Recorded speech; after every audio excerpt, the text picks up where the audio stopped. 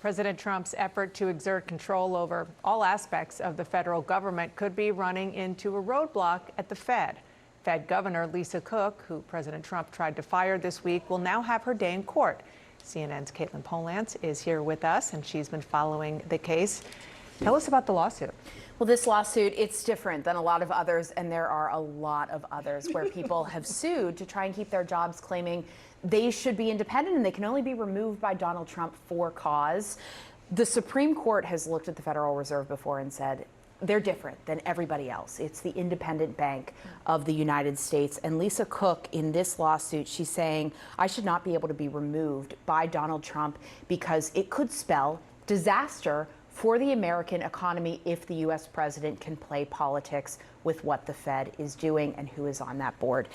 There's going to be a hearing tomorrow at 10 a.m. and it's going to raise these questions, but a lot of it isn't. It could be around the independence of the Fed, something that the Supreme Court obviously has recognized. But what this is very likely going to be more about in court is whether Donald Trump can just define what for cause means when he decides to terminate someone. Because the allegations are for things that she did before she was even nominated, never mind confirmed by the Senate. That's right. And then her lawyers are also saying that those allegations, they've not been investigated, they've not been proven. Donald Trump could come up with anything and say, this is a for-cause reason to fire someone on the Fed. Now the courts are going to have to determine what that actually means. Are there limits to the presidential power in saying something like that? And can Donald Trump just put an allegation out there that's unproven, even if it's being investigated or referred to the Department of Justice? So this is a person with a very important job at the Fed, appointed by President Biden, who is pushing back.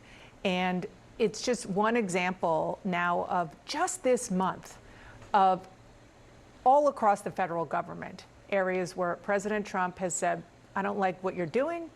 Fine, that's his prerogative. I don't like the results that you're giving when it comes to data. I don't like the assessment that you're giving when it comes to intelligence. That's with regard to the Defense Department. I don't like the fact that you're criticizing us over at FEMA employees. You're gone. Really, across the board. I mean, what we have up here is 1, 2, 3, 4, 5, just 6 examples in the last month in different agencies at some senior levels and not some senior levels. That's right. And Donald Trump firmly believes, I mean, he said this, that he can do whatever he wants. And while there has been some pushback, this is a good example with Lisa Cook at the Federal Reserve, but by and large, he's been able to get away with this with little oversight, with little pushback from Republicans on the House. You know, I think it isn't a surprise that he is doing this. I mean, he talked about when he would talk to his followers during the campaign, he would talk about him being their retribution, right? That this was what he was going to do when he got in office. So this kind of spate of firings that he deemed as people who were out to get him as part of the deep state. And so there was a house cleaning that's going on, and there's not much that anybody can do about it. No, and this is exactly the type of thing that he complained about, like you said, about the deep state rooting out wokeness from the federal government. Now Donald Trump is doing the exact same thing in the opposite direction, that he's allowing no dissent, no discussion, no debate within the federal government on policies, on people who have different ideas of what should move forward. Instead, he's trying to clear all of that out. And he's doing it not only in the federal government, he's doing it in universities and corporations and the Cracker Barrel, you name it. Yeah. And I mean, you said there's not much people can do about it. I think you're right, but I also think there's not much that people want to do about it in his own party, and that's I think the biggest difference between Trump 2.0 and 1.0. Another thing that he is doing now that the people who were around him the first time around didn't let him do was the federal takeover of D.C. When it comes to police. Our colleague Aaron Blake wrote the following: President Trump's extraordinary moves to put troops on U.S. soil appear to be following a familiar political script. Trump seizes on an issue that's one of his strengths and is also a major concern for many Americans in an effort to try to expand his power.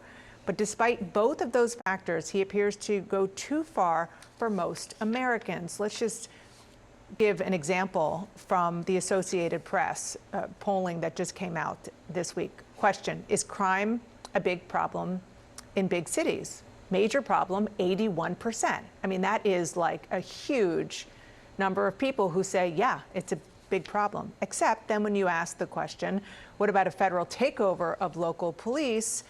Only 32% say it's acceptable. 55% say it is unacceptable. Now, he's thinking about Chicago. I don't know that that won't be a takeover. It will be a different kind of thing. It's different because DC is not a state. He could and did take over the police. But the difference between the problem that's identified and the solution, the heavy-handed solution that President Trump has in place, is really interesting. And what Aaron wrote there is so key, is that if Donald Trump was able to just slow down a little bit, pull back a little bit, he would even have more support for some of these things that he's doing, which, by the way, go against what we know the founders wanted when they laid out the Constitution. But you're right, Dana, because folks, when they see crime, they want it extinguished. If they think Donald Trump is going to come into Washington, D.C. and fix it, well, come on in and fix it. People don't care necessarily unless you live here in D.C. And then those folks will say, including restaurant owners, will say, has had a chilling effect. You know, people aren't coming out because they feel safe. They're not coming out now because they feel like we're in a militarized zone.